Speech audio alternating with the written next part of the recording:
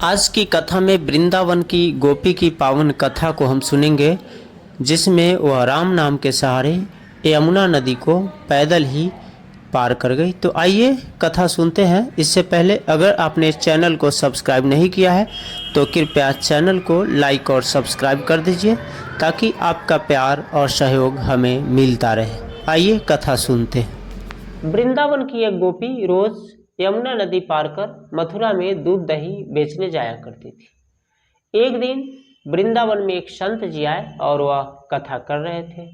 संत जी कथा में बता रहे थे कि भगवान नाम की बड़ी महिमा है। इस राम नाम के सहारे मनुष्य भवसागर को पार कर जाता है। यह वह औषधि है जिसे सच्चे मन भाव से खाया जाए तो जीवन की हर समस्याओं का समाधान हो जाता है और मनुष्य समस्त चिंताओं से, विकारों से, परेशानियों से मुक्त हो जाता है। गोपी कथा सुनकर घर आई। संत जी कथा सुनाकर वापस मथुरा अपने आश्रम को लौट गए। अब कथा सुनने के बाद दूसरे दिन गोपी पुनः पहले सुबह उठी, दूध दही को ली अपने माथे पर और पुनः बेचने के लिए मथुरा की ओर चली।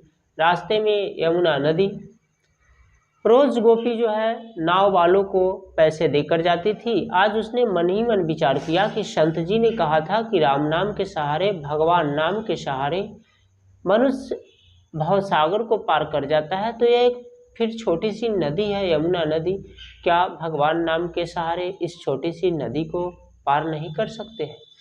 और वह संत जी के कथा में सुने हुए बातों का हृदय में स्मरण कर शुद्ध मन चित्त से उसने ऐसा विचार किया कि आज इस भगवान नाम की, राम नाम की महिमा का हम जो है परीक्षा लेते हैं और देखते हैं कि क्या वास्तव में राम नाम की इतनी महिमा है। अब वह गोपी अपने शुद्ध अंतःकरण से, शुद्ध हृदय में राम नाम को बिठाए हुए निरंतर जाप करते हुए और यमुना नदी में चल पड़ी। लेकिन जैसे ही वह राम नाम का स्मरण करते हुए अपने पैर यमुना नदी में रखी तो उसे मानो लगा कि सूखी हुई जमीन है और वह उसी भगवान नाम के सहारे राम नाम का जप करते हुए यमुना नदी को पार कर गई। अब उसे बहुत खुशी हुई। उस गोपी ने सोची कि अब तो नाव वाले को पैसा देना भी नहीं पड़ेगा, संत जी ने तो बहुत ही अच्छा उपाय बताया है। पुनः उधर से जब वह दूध दही बेचकर शाम के समय लौटती तो पुनः राम नाम का हृदय से, शुद्ध अंतःकरण से जप करते हुए पूरा पैदल ही यमुना नदी पार कर जाती। 2-3 दिन तक उसने ऐसा ही किया और तीसरे दिन उसके मन में ऐसा विचार आया कि संत जी ने तो बहुत अच्छी युक्ति बताई है, बहुत अच्छा उपाय बताया है। अब तो नाव वालों को पैसा भी नहीं देना पड़ता है, मैं तो पैदल यूं ही चलकर नदी पार कर जाती हूँ। क्यों नहीं एक दिन संत जी को अपने यहाँ भोजन पर बुलाऊं और उन्हें भोजन कराऊं। वह गोपी संत जी के आश्रम को ढूंढते ढूंढते संत जी के पास पहुंची और बोली कि बाबा, आप मेरे यहाँ चलिए, मेरे यहाँ आपका निमंत्रण है और आपको मैं भोजन कराना चाहती हूँ। संत जी ने उस गोपी के निमंत्रण को स्वीकार कर लिया और संत जी उस गोपी के साथ चल पड़े। जब संत जी और वह गोपी यमुना नदी के तट पर पहुंचे तो संत जी ने इधर उधर देखा। गोपी ने पूछा कि महात्मा जी, आप किसे ढूंढ रहे हैं? संत जी ने कहा, यहाँ तो कोई नाविक नहीं है, जब तक नाविक आएगा नहीं तब तक हम लोग नदी कैसे पार करेंगे, यमुना नदी। गोपी ने कहा, संत जी आपने तो कहा था कि भगवान नाम की बड़ी महिमा है और भगवान नाम भवसागर से पार कराने वाला है। मैंने तो आपकी बताई हुई कथा पर ही राम नाम का स्मरण करते हुए नित्य प्रतिदिन 2-3 दिनों से इस नदी को यूं ही पैदल पार करती हूँ, आती हूँ, जाती हूँ। संत जी को बहुत ही आश्चर्य हुआ।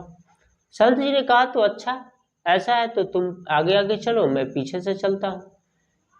गोपी आगे चली और वह सूखी जमीन पर जैसे लोग चलते हैं उसी तरह आगे बढ़ती हुई जा रही थी। लेकिन संत जी ने जैसे है नदी की पानी में पैर रखा, छपाक से पानी में गिर पड़े।